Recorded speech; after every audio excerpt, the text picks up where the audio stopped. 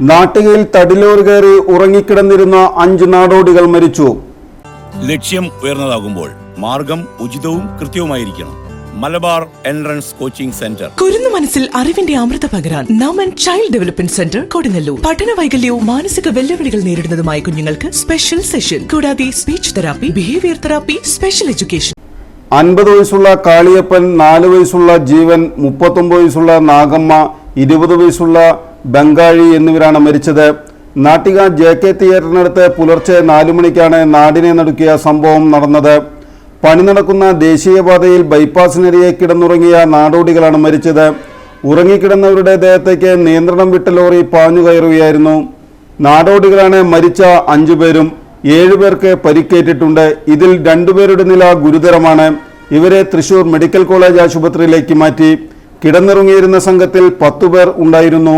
കണ്ണൂരിൽ നിന്ന് കൊച്ചിയിലേക്ക് പോകുന്ന തടികയറ്റിയ ലോറിയാണ് അപകടത്തിൽപ്പെട്ടത്. സംഭവ സ്ഥലത്ത് വെച്ച് തന്നെ 5 പേരും മരിച്ചു. ദേശീയപാത 66ന്റെ പണി നടക്കുന്ന ഭാഗമാണിത്. ഇവിടെ ബാരിക്കോഡ് വെച്ച് മറിച്ച ഭാഗത്താണ് ഇവർ ഉറങ്ങിയിരുന്നത്.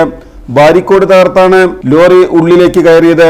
നാട്ടിക പോലീസ് സ്ഥലത്തെത്തി അന്വേഷണം ആരംഭിച്ചു. മൃതദേഹങ്ങൾ ആശുപത്രിയിലേക്ക് മാറ്റി.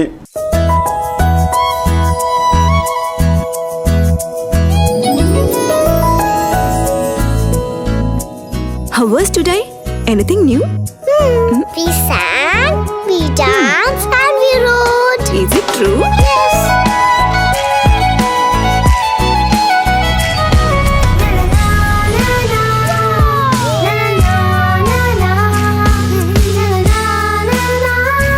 Mom, my teacher is like you. Oh, really?